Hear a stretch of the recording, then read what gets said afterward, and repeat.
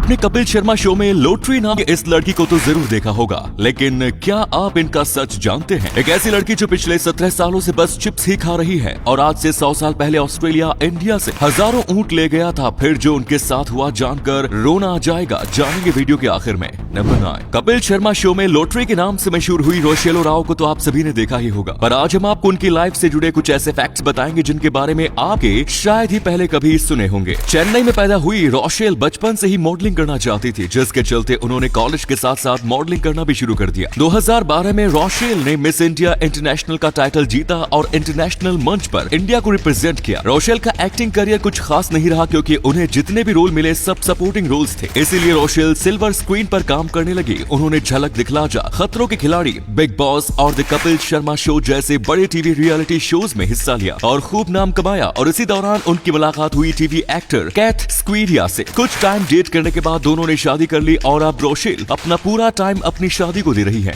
जिसके चलते उन्होंने एक्टिंग और मॉडलिंग करियर को फिलहाल के लिए ब्रेक दिया हुआ है। अब देखा यह है कि वे कब और कैसे वापस करती हैं। आपको रोशेल के लुक्स कैसे लगते हैं, कमेंट्स में लिखना ना भूलें। नंबर 8, चिप्स को तो आप सभी ने खाए होंगे, जो ज्यादातर लोगों को काफी पसंद भी होते हैं, पर क्या किसी को चिप्स इतने पसंद हो सकते हैं कि वो व्यक्ति चिप्स के अलावा कुछ और खाए ही ना? तो इसका जवाब है हाँ। मिलिए जेनिफर रेडिगन से। स्कॉटलैंड के ईस्ट आयरशायर के ग्लैस्टन में रहने वाली जेनिफर को सिलेक्टिव ईटिंग डिसऑर्डर है, जिसके चलते वे अपने दिन भर की डाइट में सिर्फ पोटैटो चिप्स ही खाती हैं और अगर कभी गलती से वे कुछ और खा लेती है तो उन्हें उल्टी हो जाती है। 17 साल की जेनिफर के इस डिसऑर्डर के चलते उनके शरीर में कई बीमारियों ने घर किया हुआ है, जिनकी वजह से उनकी बॉडी कुपोषित बच्चे जैसी हो गई है। डॉक्टर्स जेनिफर के इस कंडीशन को काफी क्लोजली मॉनिटर कर रहे हैं, पर अभी तक उनके पास इस डिसऑर्डर का कोई इलाज नहीं है। नंबर 7, स्पेस में भेजी जाने वाली हर सैटेलाइट को एक फिक्स टाइम के लिए स्पेस में छोड़ा जाता है और जैसे ही उसका टाइम खत्म होता है उसे नई सैटेलाइट से रिप्लेस कर दिया जाता है। पर क्या आप जानते हैं कि पुरानी हो चुके सैटेलाइट्स को आखिर कहां डंप किया जाता है? चलिए आज हम आपको बताते हैं। धरती पर एक ऐसा पॉइंट है जो धरती का सबसे रिमोट पॉइंट है, जिसे पॉइंट नैनो के नाम से जाना जाता है। ये पॉइंट इतना रिमोट है कि इंटरनेशनल स्पेस स्टेशन में रहने वाले इंसान इसके सबसे करीब रहने वाले इंसान है। साउथ पैसिफिक ओशन में मौजूद इस जगह के सबसे पास जो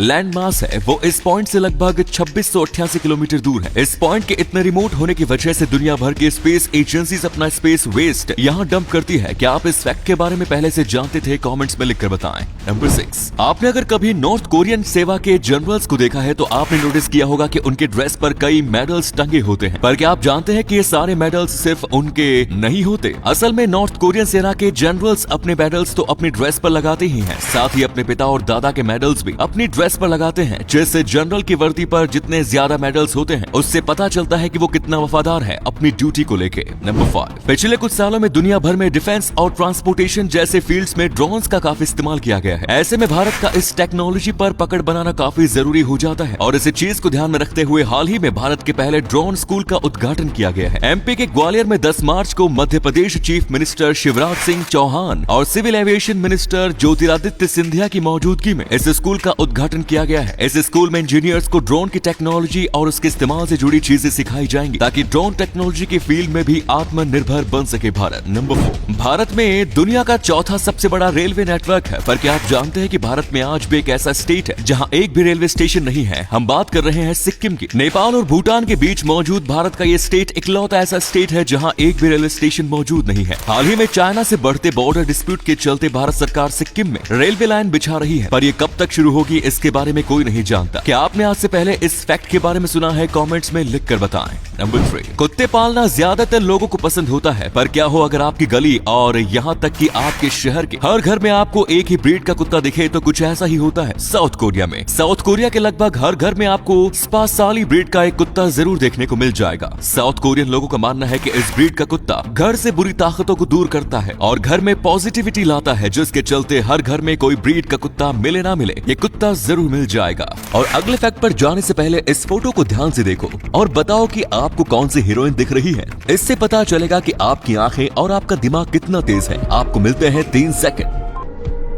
नंबर 2, दुनिया भर में कई ऐसी जॉब्स है जिनके बारे में ज्यादा लोग नहीं जानते और जो जानते हैं वो इन जॉब से हर साल करोड़ों छाप रहे हैं। और आज हम आपको ऐसी ही एक जॉब के बारे में बताएंगे। समुद्र से तेल निकालने की मशीन को हर रोज रिपेयर करना पड़ता है और उनकी काफी देखरेख करनी होती है, जिसके चलते एक्सपर्ट ड्राइवर इंजीनियर्स को हायर किया जाता है। इस जॉब को करने के लिए इन इंजीनियर्स को हर दिन लगभग 90,000 रुपए दिए जाते हैं, यानी महीने के 27 लाख रुपए। हालांकि ये जॉब खतरों से भरी होती है, इसीलिए इतनी सैलरी तो इस जॉब को करने वाला व्यक्ति डिजर्व करता ही है। नंबर 1, ऑस्ट्रेलिया में 2009 के बाद से हर साल कई सारे ऊंटों को मारा जा रहा है, पर आखिर क्यों? चलिए आज आपको बताते हैं। बात है 1860 की। ये वो दौर था जब ऑस्ट्रेलिया में एक भी ऊंट नहीं हुआ करता था और ऑस्ट्रेलिया ने भारत से 25 ऊंट मंगवाए थे अपने रेगिस्तानी इलाकों में सामान और लोगों के ट्रांसपोर्ट के लिए। 1907 तक ऑस्ट्रेलिया भारत से कुल 20,000 ऊंट मंगवा चुका था और 2009 तक ऑस्ट्रेलिया में ऊंटों की पॉपुलेशन 10 लाख के पार पहुंच गई। 2009 के बाद धीरे धीरे ऊंटों की जरूरत घटने लगी क्योंकि अब ट्रांसपोर्टेशन के कई तरीके अवेलेबल थे। साथ ही रेगिस्तानी इलाकों में रहने वाले ये ऊंट काफी पानी पी जाते थे, जिसके चलते वहां रहने वाले लोग प्यास के चलते बेहाल रहने लगे। और इसी समस्या को सुलझाने के लिए ऑस्ट्रेलिया की सरकार ने ऊंटों की पॉपुलेशन को कंट्रोल करने का फैसला किया और 2009 के बाद से हर साल कई ऊंट ऑस्ट्रेलियन सरकार के इसी सफाई अभियान की भेंट चढ़ जाते हैं। दोस्तों, इस वीडियो को शेयर करोगे तो आपके दोस्तों को पता चलेगा कि आप कितने इंटरेस्टिंग नॉलेज वाली वीडियोस देखते हैं, इसलिए इस वीडियो को शेयर करना मत भूलना। मिलते हैं कल एक और एक्साइटिंग वीडियो के साथ।